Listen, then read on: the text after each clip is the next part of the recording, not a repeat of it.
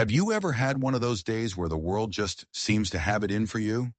The kind of day that starts with a kick in the teeth and just keeps on kicking? If you know what I'm talking about, do me a favor and tap that like button, because this is a story about a man named Thomas Brennan, and on October 15th, 1873, life wasn't just kicking him, it was trying to bury him. Thomas woke up to the sound of screaming. Not a person, but his horse, Delilah.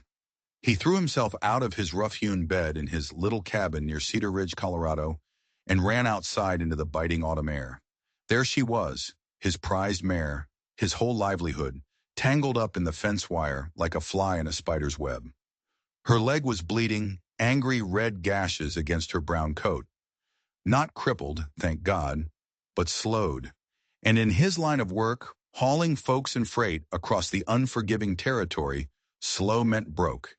He cursed under his breath, his calloused hands working gently to free her. At 42, Thomas had seen enough trouble to know you don't take your anger out on an animal. But the frustration was a hot coal in his gut. This was just the start. Back inside, his stove was dead ash. Rushing to get it lit, he knocked over the last of his coffee grounds, a black stain spreading across the dusty floorboards. The bacon he finally managed to cook over the sputtering flames turned to charcoal while his back was turned for a second. He stood there staring at a ruined breakfast, feeling every single one of his 42 years weighing him down. "Lord Almighty," he muttered, running a hand through his graying hair. "Is this some kind of test?" He had no idea. The test hadn't even truly begun. The real trouble started on the road. The October rains had turned the path to Georgetown into a sloppy, muddy nightmare. What was usually a 4-hour trip became a grueling crawl. Delilah, favoring her injured leg, pulled the coach at a lurching, awkward pace. The wheels sank into ruts so deep Thomas was sure an axle would snap. He had to climb down and push more times than he could count, the mud sucking at his boots like a greedy mouth. His passengers weren't helping. There was a banker from Denver, all stiff collar and impatience, and two salesmen who complained in a constant buzzing drone. "Driver," the banker barked, "at this rate we'll be lucky to see Georgetown by midnight. I have important matters to attend to." "I'm aware, sir," Thomas bit back, his jaw clenched so tight it ached. Every complaint felt like another dollar flying out of his pocket. Time was money, and this day was bleeding him dry. By the time they limped into Miller Station, the halfway point, Thomas was a mess of mud and misery. The station keeper, an old-timer named Pete, took one look at his face and just shook his head. "Rough one, Tom." "Rough ain't the word, Pete. Feels like the universe woke up this morning and decided to hate me personally." Pete handed him a tin cup of coffee that tasted like boiled dirt. "You know, sometimes the worst days are just setting you up for a surprise. Never know what's waiting around the bend." Thomas almost laughed. A surprise? The only surprise he expected was a broken axle or a lame horse. He had no way of knowing Pete was more right than a prophet. Because around that very bend, a surprise was waiting, and she was about to change everything. She appeared out of the morning mist like a ghost, a nun.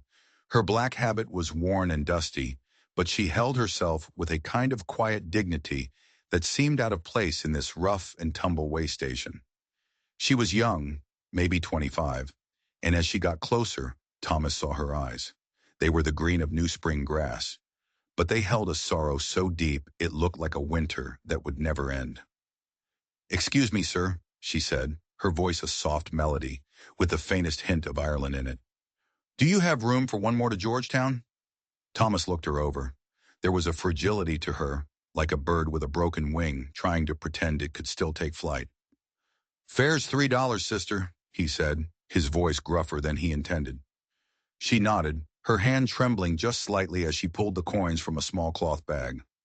As she handed him the money, he noticed something odd. Her other hand was pressed protectively across her stomach. It was a small gesture, almost nothing, but it snagged his attention.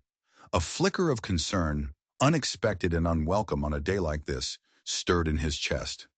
"Much obliged," he said, taking the coins and helping her into the coach. The banker and the salesman, who'd been grumbling just moments before, fell silent. A nun had a way of making even the worst men mind their manners, at least for a little while. As they pulled out of Miller's station, Thomas couldn't stop himself from stealing glances at her in the little mirror he used to watch his passengers. She sat perfectly still, staring out the window, her face a mask of sadness. But there was something else there too. Fear. He'd seen that kind of fear before, in the eyes of soldiers before a battle, in the faces of settlers looking at a barren patch of land they had to call home. It was the fear of someone with no good choices left.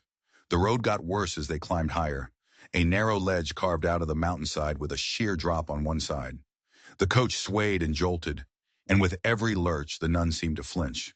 Thomas saw her close her eyes, her lips moving in a silent prayer. The hand on her stomach was now a permanent fixture, as if she were holding herself together. He started to put the pieces together, the sorrow, the fear, the protective gesture. It was a puzzle he'd seen before, but never on a woman wearing a habit. Then disaster struck. The front wheel hit a rock hidden in the mud with a sickening crack. The whole coach pitched violently, teetering for one heart-stopping second on the edge of the precipice. Delilah screamed, her bad leg giving way. Thomas wrestled with the reins, his muscles screaming in protest, fighting to pull tons of wood and horse and humanity back from the brink. The passengers were yelling, a chorus of terror from behind him. But through it all, he heard one sound, a soft cry from the nun. It wasn't a scream of fear. It was a gasp of pure physical pain. That sound cut through the chaos and shot a bolt of alarm straight through him. With a final desperate heave, he pulled Delilah and the coach back onto the road, the wheels landing with a jolt that shook his teeth. He brought them to a stop in a small clearing, his hands shaking, his heart hammering against his ribs. "Everyone all right back there?"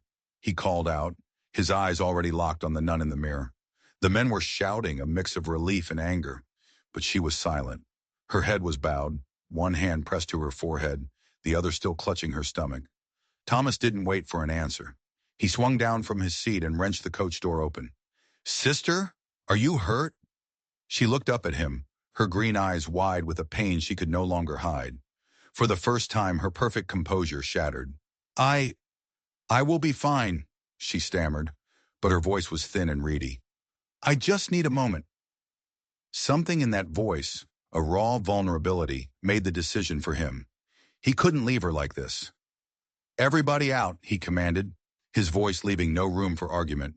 "Need to check the axle. Stretch your legs." The men grumbled but obeyed, climbing out to inspect their belongings and complain about the shoddy roads. Thomas moved to help the nun, and as he stood beside her, he saw it clearly. The exhaustion carved into the lines around her eyes. The way she moved, slow and deliberate, as if every step was an agony. The gentle but undeniable swell of her belly beneath the black cloth. He pitched his voice low so only she could hear. "How far along are you?" The question landed like a punch. Her eyes flew wide, first with shock, then with a devastating shame that filled them with tears she fought desperately to hold back. The silence stretched out, thick and heavy. He thought maybe he'd crossed a line, a terrible one. Then she whispered a single word, so quiet he almost didn't hear it. 4 months.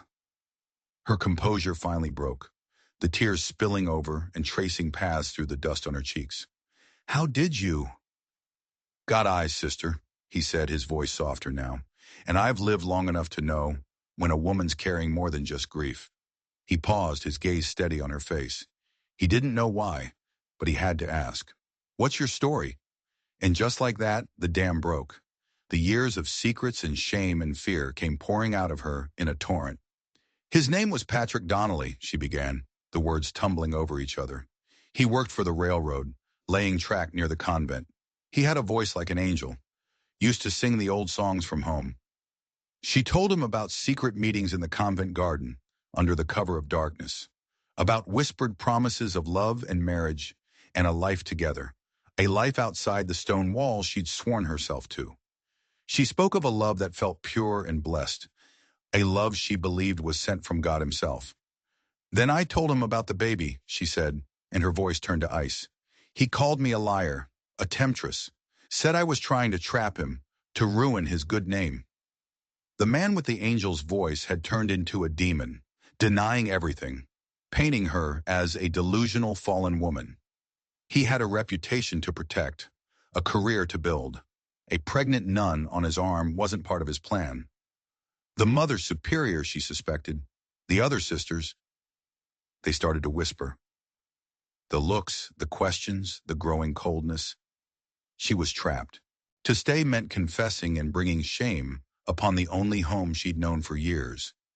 It meant being cast out in disgrace. But the alternative? The alternative was facing a world that had no place for a woman like her. So you ran, Thomas finished for her, the picture becoming painfully clear. What other choice did I have? She cried, her voice cracking with despair. I have no family to take me in, no skills besides prayer and tending a garden. I have nothing, Mr. Brennan, nowhere to go. She looked at him then, her green eyes pleading, stripped of all pretense. I'm not just a runaway, I'm a ghost, and I'm carrying a child into a world that will hate us both. Thomas Brennan was a simple man. He drove a coach. He minded his business. He tried to get through each day without losing more than he made. But listening to her story, a story of love and betrayal and utter desperation, something shifted inside him. This wasn't just another passenger with another sad tale.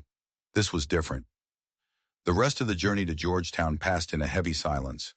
The sun began to dip behind the mountains, painting the sky in fiery strokes of orange and purple. When they finally rolled into the bustling main street, Thomas felt a weight in his chest that had nothing to do with his long, miserable day. He helped the other passengers down. They scurried off into the evening, vanishing into hotels and saloons, their lives waiting for them. But Sister Catherine didn't move. She just sat in the coach, clutching her small bag, staring at the town as if it were the gallows. This is it, sister, Thomas said gently. End of the line. She nodded, but her body remained frozen. Thank you, Mr. Brennan. Still, she didn't get out, and in that moment he understood. She wasn't just hesitating. She truly, literally had nowhere to go. No one to meet. No plan. Nothing. Do you have arrangements? He asked, already knowing the answer. Her eyes flickered towards the Catholic church at the end of the street. I thought, maybe the church. Father Morrison. Thomas knew Father Morrison. A good man by all accounts, but a man of the cloth, bound by the rigid laws of the church. A pregnant, runaway nun showing up on his doorstep? It would be a scandal. Canon law would tie his hands. Charity would demand he help, but the institution would forbid it. He'd be forced to turn her away. Father Morrison is a good man, Thomas said, choosing his words with care. But church law, for a woman in your situation, it would put him in a terrible bind. The hope in her eyes died. The reality of her situation crashed down on her like a physical blow. She was alone, utterly and completely alone in a strange town, with winter closing in and a baby on the way. She finally gathered herself, her shoulders straightening with a resolve that broke his heart. She was preparing to step out of his coach and into nothing. She was going to face the world with nothing but the clothes on her back and a secret that could get her killed. But as her foot touched the dusty street, the last of her strength seemed to fail her. She stood there for a moment, lost and broken. Then she did something that seared itself into Thomas's memory forever.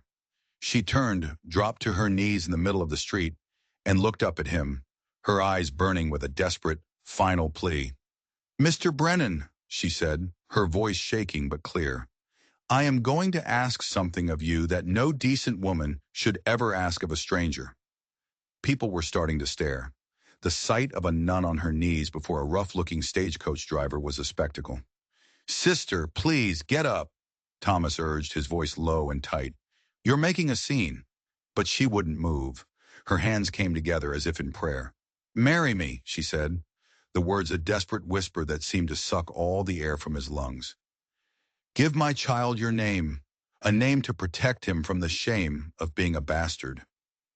The world around Thomas went silent. The clatter of wagons, the shouts of men, the saloon music. It all faded into a dull roar. All he could hear was her voice. I don't ask for your love, she went on, tears now streaming freely down her face. I ask only for protection, for a roof over my child's head, I will be your servant, your housekeeper. I will cook and clean and tend your animals. I will work for you until my dying day to repay the debt. Just, please, give my baby a chance." He stared down at her, his mind a whirlwind. This was insane. He was a widower, a man who had sworn off love and family after losing his wife and son in childbirth years ago. He was barely making ends meet. What could he possibly offer this woman and her child? He was a man with a broken past, not a savior. But then he looked into her eyes. He saw past the nun's habit, past the desperation. He saw a fighter, a mother willing to sacrifice everything, her pride, her freedom, her entire life, for the sake of her unborn child. And in that moment, he saw something else. He saw a way to fix something in a world that felt broken. His day had been a litany of things going wrong. Maybe this was his one chance to make something go right. "Get up," he said, his voice rough with an emotion he couldn't name. He reached down, took her hands, and pulled her to her feet. The small crowd that had gathered was whispering, their eyes wide with curiosity. He ignored them, guiding her to the side of the coach, away from the prying eyes. "What you're asking," he started, his voice trailing off. "I know," she whispered. "It's impossible, but I have nothing left." He looked at her face, illuminated by the gas lamps that were just beginning to flicker to life along the street. He thought of his own lonely cabin, the silence that greeted him every night. He thought of the vegetable garden, overgrown with weeds since his wife Rebecca had passed. He thought of the long, cold winters. "I live alone," he said, the words coming out slow, as if he were testing their weight. "It's not much. 2 rooms and a barn. The work is hard. Winters are harder." "I'm not afraid of work," she said, her chin lifting. "The convent taught me that." "People will talk," he warned. "A stage driver and an ex-nun. It'll be the gossip of the territory for years." "Let them talk," she shot back, a spark of defiance in her eyes. "Gossip can't hurt my child. A life without a name can." He was quiet for a long time, watching the first stars prick the deep purple sky. He heard old Pete Miller's voice in his head again. Never know what's waiting around the next bend. He had to tell her. He had to give her the chance to back out. "There's something you should know," he said, his gaze dropping to the ground. "I was married. My wife, Rebecca, she died in childbirth. The boy, our son, he died with her." The old pain was still there, a sharp, jagged edge in his heart.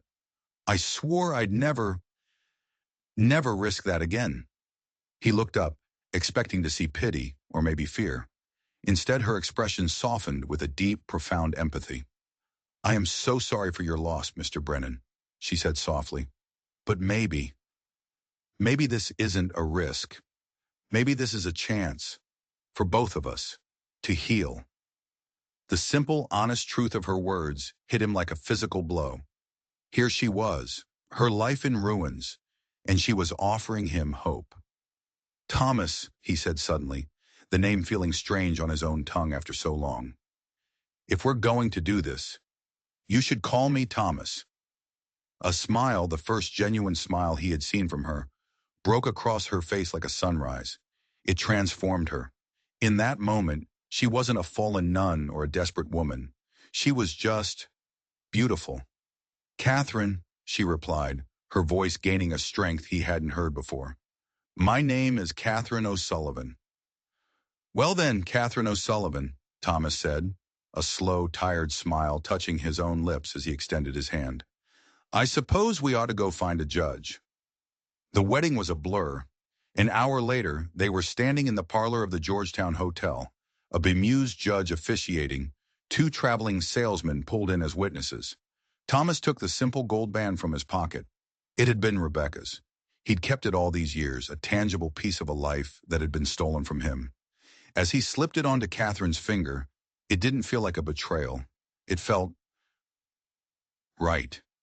It felt like a promise. Not of passion, but of protection.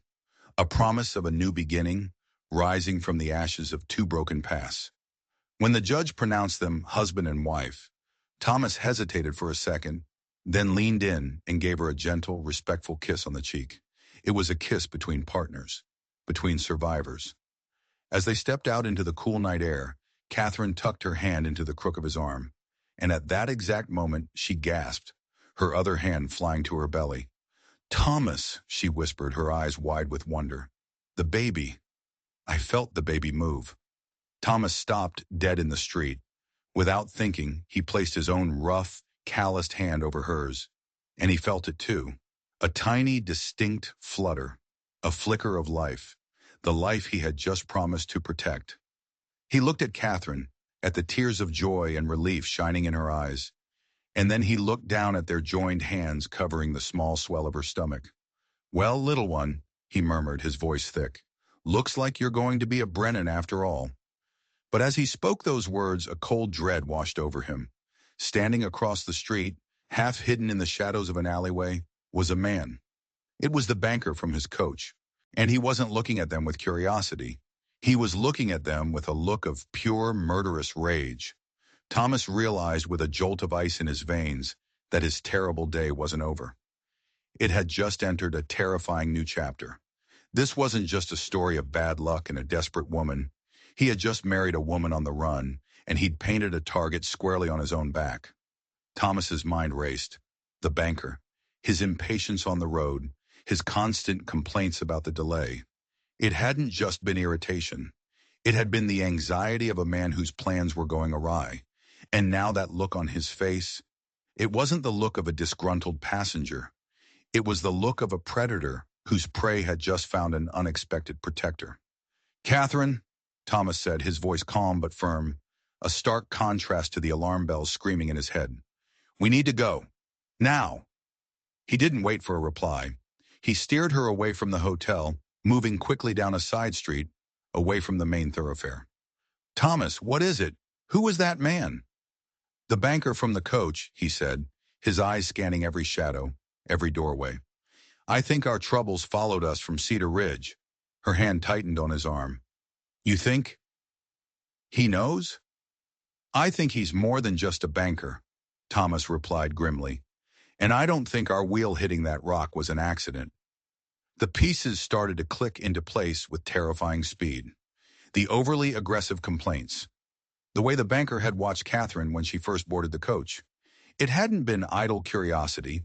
It had been recognition. He hadn't been angry about being late to a business meeting. He'd been angry that his target was slipping through his fingers. "Patrick Donnelly," Catherine whispered, her voice trembling. "The father of my child. He's not just a railroad worker. He lied. He works for the Denver Bank. That man, that must be his employer, or his family." The stakes had just skyrocketed. This wasn't just a scorned lover trying to avoid shame. This was about money, power, and reputation. A man from a wealthy banking family couldn't afford the scandal of an illegitimate child with a runaway nun. It was the kind of secret, powerful men would do anything to bury. And now Thomas had just officially tied himself to that secret. He wasn't just a stagecoach driver anymore. In the eyes of that banker, he was an accomplice. They found the livery stable where Thomas kept Delilah. The stable master, a grizzled man named Hank, gave them a curious look but asked no questions when Thomas pressed a few extra coins into his hand and asked him to get the coach ready to travel. "Leaving so soon, Tom? You just got here." "Change of plans, Hank. Urgent family business back home." The lie felt clumsy on his tongue, but it was the best he could do. As Hank hitched Delilah to the coach, Thomas pulled Catherine aside into the deep shadows of the stable. "Listen to me. We can't go back to my cabin. They'll be looking for us there. They know where I live." "Then where do we go?" she asked, her voice laced with a new, sharper fear. This was no longer just about survival. It was about being hunted. Thomas thought hard. He had spent years crisscrossing this territory. He knew the roads, the trails, the hidden valleys, and abandoned mining camps. He was a man who knew how to disappear. "There's an old trapper's cabin deep in the mountains north of here. It's not on any map. We can hide there for the winter, figure out our next move." It was a desperate plan, but it was the only one they had. They climbed into the coach, Thomas taking the reins, his body tense and on high alert. He kept a rifle under his seat, and for the first time in years, he checked to make sure it was loaded. The journey out of Georgetown was nerve-wracking. Every shadow seemed to hold a threat. Every passing horseman made the hairs on his neck stand up. He took a winding, circuitous route, avoiding the main road, sticking to dark, deserted streets until they were clear of the town's lights. Once they were back in the blackness of the mountains, under a blanket of cold, distant stars, Catherine spoke. Thomas, you didn't have to do this. You could have just walked away. This isn't your fight. He glanced back at her. In the pale moonlight filtering through the coach window, he could see the conflict on her face, gratitude warring with guilt. When I put that ring on your finger, I made it my fight, he said simply.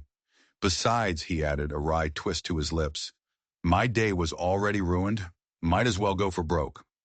Her answering laugh was shaky, but it was real. In the shared darkness of the coach, hurtling toward an uncertain future, a fragile bond was being forged. They were no longer just a driver and his passenger. They were a husband and a wife, a family, and they were in this together. They traveled for 2 days, pushing Delilah to her limit, stopping only for brief rests. Thomas navigated by instinct and memory, following forgotten trails that were little more than deer tracks. The nights were freezing, and they huddled together in the coach for warmth, wrapped in coarse wool blankets. During those long nights, they talked. Catherine told him more about Patrick. He wasn't just a banker's son. He was engaged to the daughter of a senator. His future was mapped out, a path of wealth and political power. A child with a nun would have destroyed it all. He seemed so kind, she said, her voice full of a sorrow that was deeper than anger. He told me he felt trapped by his family, that he dreamed of a simpler life. I believed him. I was a fool. You weren't a fool, Thomas said, his voice firm. You were in love, and he used that. Thomas, in turn, told her about Rebecca, about their dream of a small farm, a house full of children. He spoke of the crushing grief that had followed her death, a grief so profound it had hollowed him out, leaving him just going through the motions of living.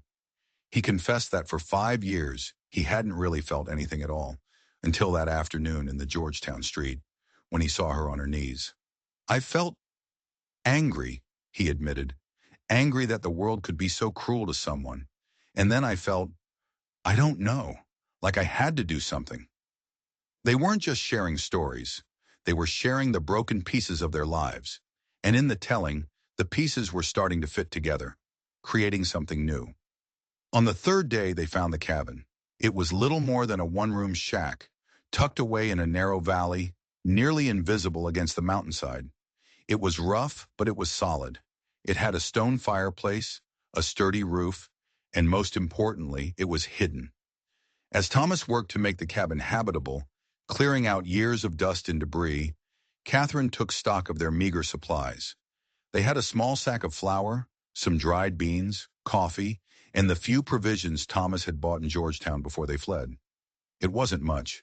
It wouldn't last the winter. I have to go back, Thomas said that evening, as they sat before a crackling fire. Not to Georgetown, but to a mining camp a day's ride from here. I can trade for supplies. No one there knows me. Catherine's face clouded with worry. It's too dangerous. What if they find you? It's more dangerous to stay here and starve, he countered. I'll be careful. I'll be gone 2 days. 3 at the most. She didn't like it, but she knew he was right. The next morning he left her with the rifle and a set of firm instructions. Don't open the door for anyone. Don't even light a fire during the day. If you see or hear anything, hide in the woods and don't come back until you're sure it's safe. He rode off on Delilah, leaving Catherine alone in the vast, silent wilderness. The loneliness was a crushing weight. Every creak of the cabin, every rustle of leaves outside, sent a jolt of fear through her. The wilderness that had seemed like a sanctuary with Thomas now felt menacing and full of threats. To keep her mind busy, she cleaned. She scrubbed the floors, washed the single dirty window until it gleamed, and organized their supplies with meticulous care. As she was sweeping out the fireplace, her hand brushed against a loose stone in the hearth. Curiosity piqued, she pried at it. It came away easily, revealing a small dark cavity behind it. Reaching inside, her fingers closed around something wrapped in oilcloth. It was a book, a small leather-bound journal. The pages were filled with the cramped, spidery handwriting of the trapper who had lived here long ago. She sat by the window, the fading afternoon light falling on the yellowed pages, and began to read. The entries were mostly mundane. Notes about trap lines, the weather, the price of pelts. But then she found something that made her blood run cold. The trapper wrote about a secret that the powerful families in Georgetown and Denver would kill to protect.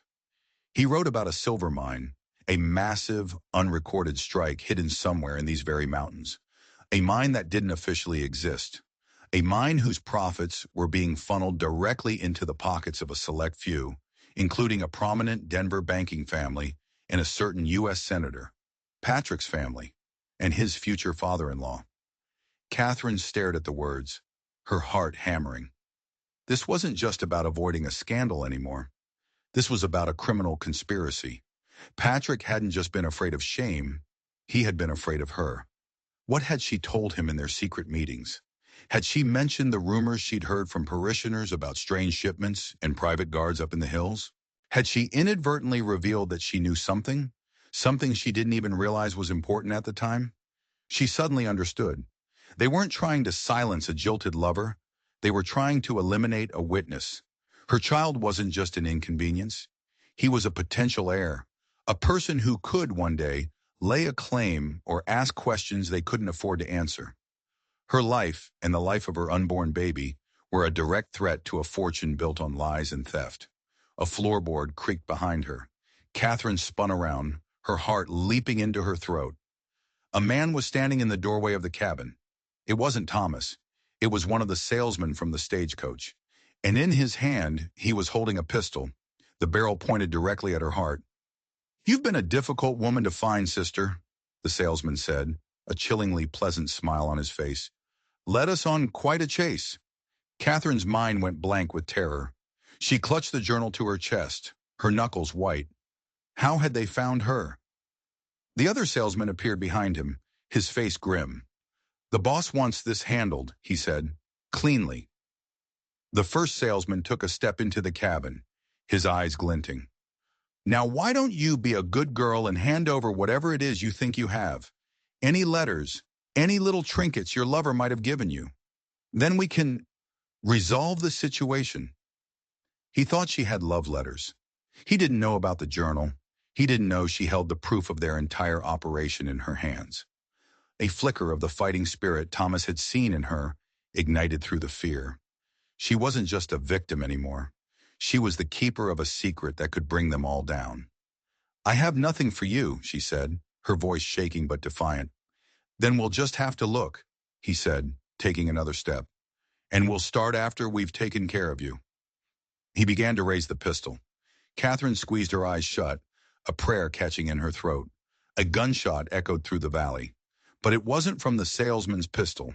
The man's eyes went wide with surprise, a dark red flower blooming on his chest. He staggered backward and collapsed, his own gun clattering to the floor. Thomas stood in the doorway, his rifle smoking, his face a mask of cold fury. The second salesman, stunned for a moment, drew his own weapon. But Thomas was faster. He worked the lever action of his rifle with a speed that was terrifyingly efficient. A second shot rang out, and the other man fell. Silence descended on the small cabin, thick and heavy, broken only by Catherine's ragged breaths. Thomas rushed to her side, his eyes wild with concern. "Are you hurt? Did they touch you?" She shook her head, unable to speak, clinging to him as her body trembled uncontrollably. He held her tight, his hand stroking her hair, murmuring words of comfort. After a long moment, she pulled back, her eyes clearing. She held up the journal. "Thomas," she whispered, her voice hoarse, "it's worse than we thought. It's so much worse."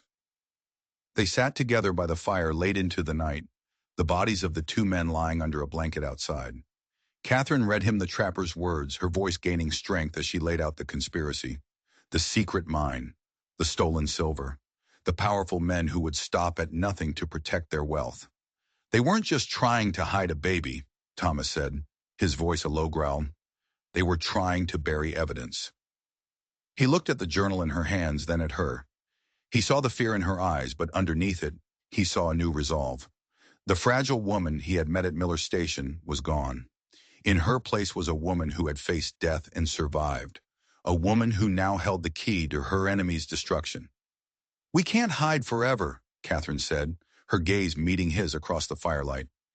"Even if we get away, they'll never stop hunting us. As long as they're in power, we will never be safe." "What are you suggesting?" he asked, though he already knew. "We have to expose them," she said, her voice ringing with conviction. "We have to take this to the law." "What law?" Thomas scoffed. "A U.S. senator, a Denver banking family. Their kind of money is the law in this territory. We'd be dead before we ever saw the inside of a courtroom." "Not if we get to the right person," she insisted. "There's a federal marshal in Denver, a man named Isaac Parker. They say he's different. They say he can't be bought." It was a long shot, a desperate gamble. Denver was 100 miles away, through treacherous mountain passes, with winter setting in, and they would be hunted every step of the way. But as he looked at Catherine, at the fierce determination on her face, he knew she was right. Running was no longer an option. Hiding was just a slow death. The only way out was to go through. "All right," he said, his decision made. "We fight." He stood up and went to the cabin door, peering out into the star-filled night. "But we do it my way." Thomas was no longer just a stagecoach driver. The man who had reacted with such lethal speed was someone else entirely. Catherine had seen it in his eyes, in the practiced, economical way he handled the rifle. "Who are you, Thomas?" she asked softly from behind him. He was silent for a long moment, his back still to her. "My name is Thomas Brennan," he said finally. "But before that, I was Sergeant Brennan, 3rd Colorado Cavalry." He turned to face her, the firelight catching the old scars on his face, scars she hadn't truly noticed before. "I rode with Chivington. I was at Sand Creek." He said the name of the infamous massacre with a deep, gut-wrenching shame. "I saw what powerful men do when they think no one is watching. I saw what happens when the law is just an excuse to commit murder. After the war, I wanted no more part of it. I just wanted to be left alone." He looked down at his hands, hands that had once held a saber, then the reins of a coach, and now a rifle once more. "Looks like I didn't run far enough." Now Catherine understood. She understood the quiet sadness in him, the world weariness. But she also understood the steel that lay beneath it. He wasn't just a man who had stumbled into her fight. He was a man who had been preparing for it his whole life. They left the cabin at dawn, taking only what they could carry. Thomas buried the two men in a shallow grave, marking it with a pile of stones. It was a grim task, but necessary. They couldn't leave a trail. He led them not to a road, but deeper into the wilderness, using the skills he'd learned in the cavalry to cover their tracks. For a week they traveled, a grueling trek through the high country. Thomas taught Catherine how to move silently, how to read the signs of the trail, how to survive in the wild. And she, in turn, showed him a strength he never would have expected. She never complained, despite her pregnancy, despite the cold and the fear. She was a survivor. They knew they were being followed. They would catch glimpses of riders in the distance, or find tracks that were too fresh. It was a relentless, nerve-wracking pursuit. One evening, as they were making a cold camp in a rocky overhang, they heard voices, a patrol combing the mountains for them. Thomas held Catherine close, his hand over her mouth, their bodies pressed against the cold stone as the riders passed less than 50 yards below them. In the whispered conversation they overheard, they learned a terrifying new detail. The banker's name was Marcus Thorne, and Patrick Donnelly wasn't just his employee, he was his son. The man who had betrayed Catherine was the heir to the entire criminal enterprise. The stakes were no longer just about reputation or even money.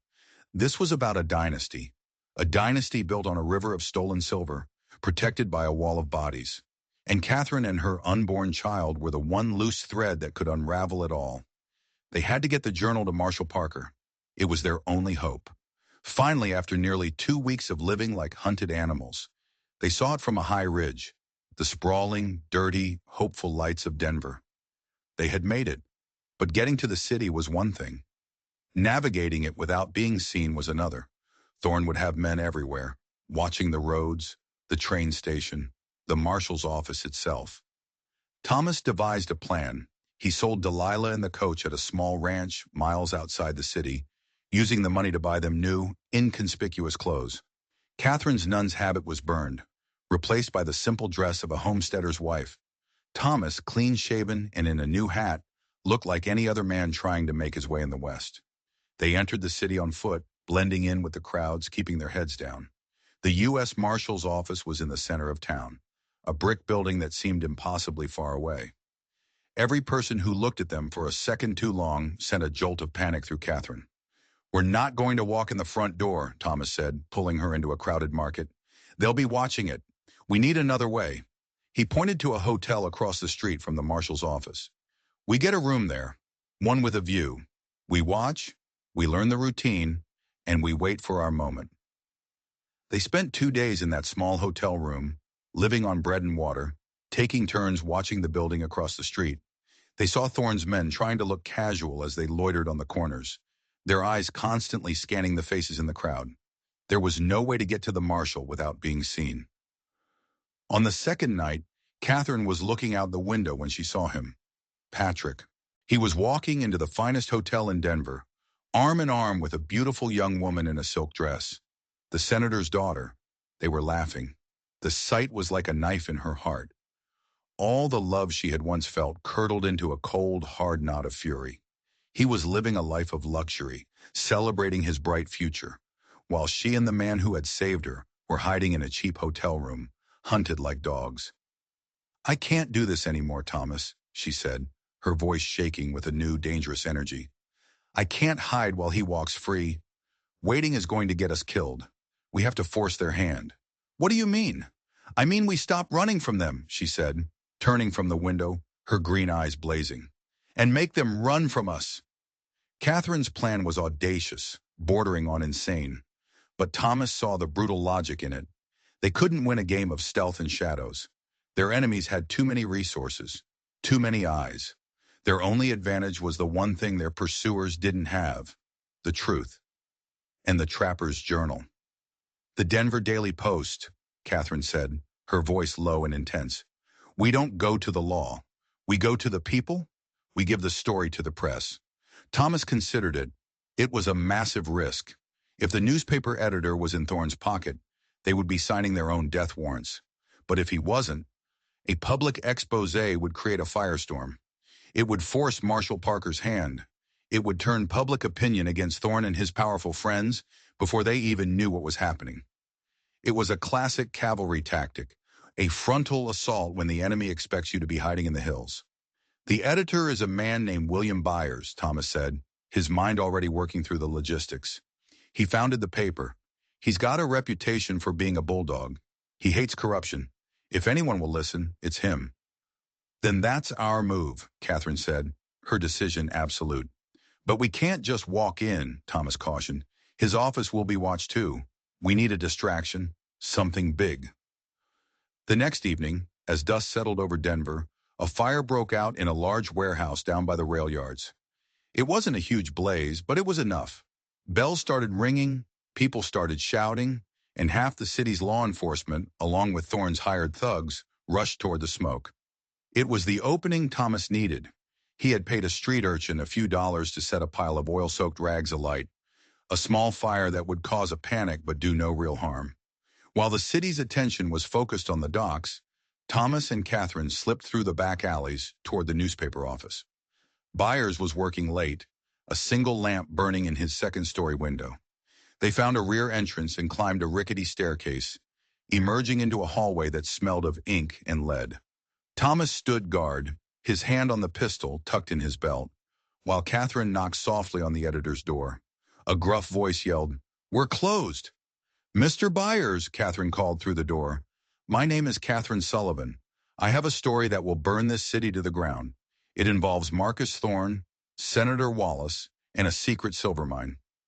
The lock clicked almost immediately.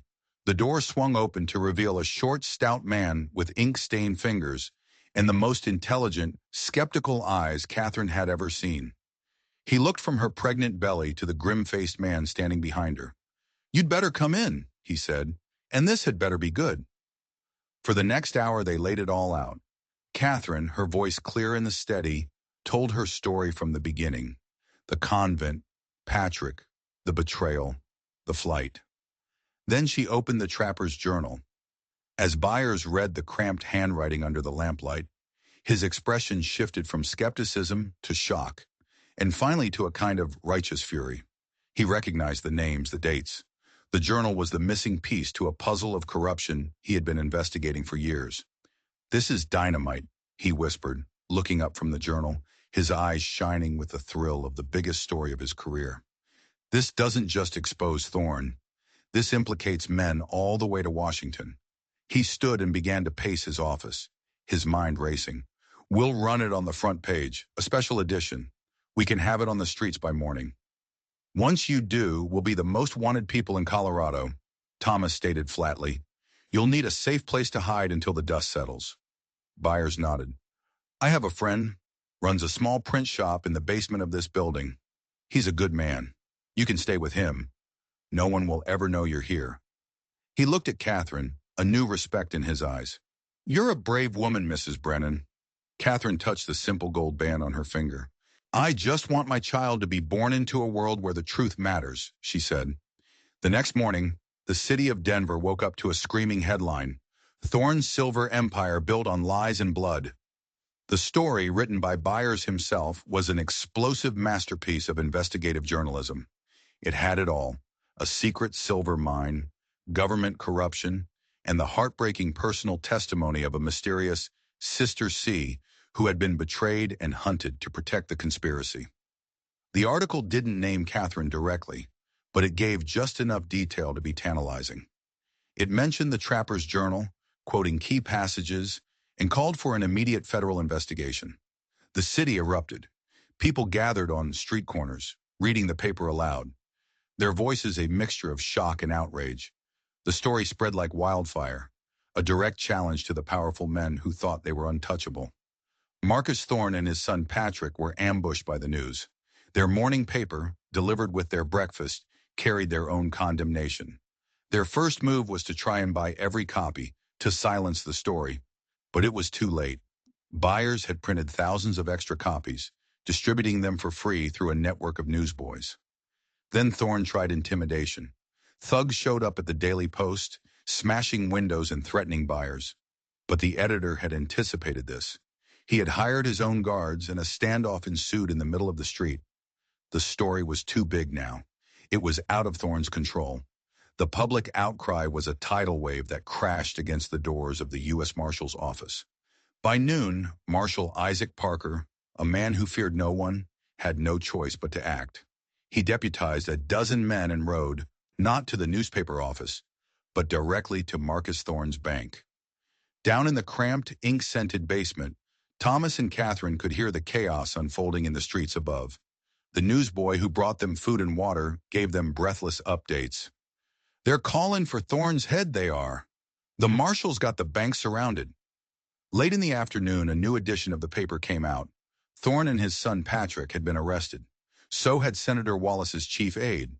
The senator himself was now the subject of a federal inquiry. The trapper's journal, which Byers had wisely turned over to Parker, was irrefutable evidence. It was over. The hunt was finally over. Catherine sagged against Thomas, the relief so overwhelming it felt like a physical weight being lifted from her shoulders. He wrapped his arms around her, holding her close. "You did it, Catherine," he said, his voice thick with pride. "You beat them." "No," she said, looking up at him, her green eyes shining. "We beat them."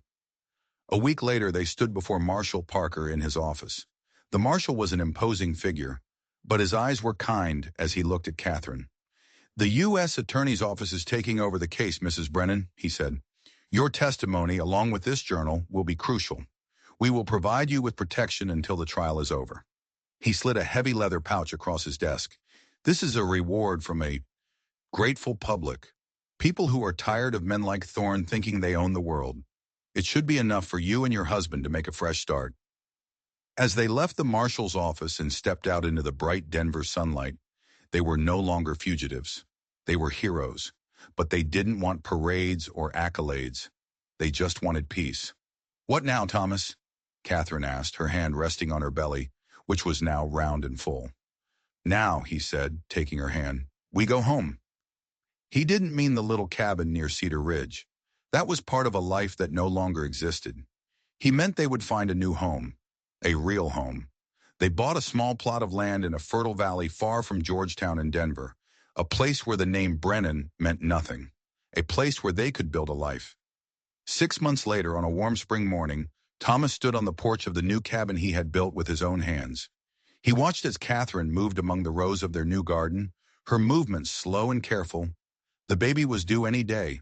The terror that had haunted him for years, the fear of losing a family in childbirth, was still there, a faint echo in the back of his mind. But this time, it was overshadowed by a profound and steady hope. Catherine looked up and saw him watching. She smiled, a radiant, happy smile that made his heart ache with a love he never thought he'd feel again. The transformation was complete. The frightened, desperate woman he had met on the worst day of his life was gone. In her place was his wife, strong, confident, and glowing with life. "Thomas Brennan," she called out, her Irish lilt dancing on the air. "Are you just going to stand there? Or are you going to come help me with these peas?" He laughed, a sound that came easily now, and walked into the garden to join her. He knelt beside her in the rich, dark earth, his hand instinctively going to her belly. At that moment, the baby gave a powerful kick. Catherine gasped and laughed at the same time. "This one's a fighter," Thomas said, his voice full of wonder. "Just like his mother." "Or her mother," Catherine corrected with a grin. "And I was thinking, if it's a girl, maybe Rebecca?" Thomas's breath caught in his throat. The generosity of her spirit, the way she so easily made a space for his past and their future, humbled him. "Rebecca Catherine Brennan," he said, testing the name. "I like it." "And if it's a boy?" she asked. He didn't have to think. "Isaac, after the man who gave us a chance at justice." "Isaac Thomas Brennan," she whispered. "A good, strong name." She leaned against him, her head resting on his shoulder, and they stayed there for a long time, kneeling together in their garden, surrounded by the promise of new life. Thomas thought back to that miserable October morning, the day that had started with a tangled fence and burned bacon. The day he thought the world was trying to break him. He realized old Pete Miller had been right. Sometimes the worst days don't break you. They break you open. They lead you down a muddy, treacherous road you never would have chosen, right to the one person you were always meant to find. He hadn't been rescuing a damsel in distress. He had been meeting his partner, his equal, the woman who would fight alongside him and teach him how to live again. They had saved each other, two broken souls who, together, had become whole. And the family they were building wasn't founded on a desperate bargain. It was founded on something far stronger, shared courage, mutual respect, and a love that had been forged in the fires of adversity. That, Thomas knew, was the truest kind of love there was. If this story of justice, courage, and unexpected love resonated with you, show some support by hitting that subscribe button and ringing the notification bell. You won't want to miss the incredible tales we have coming your way.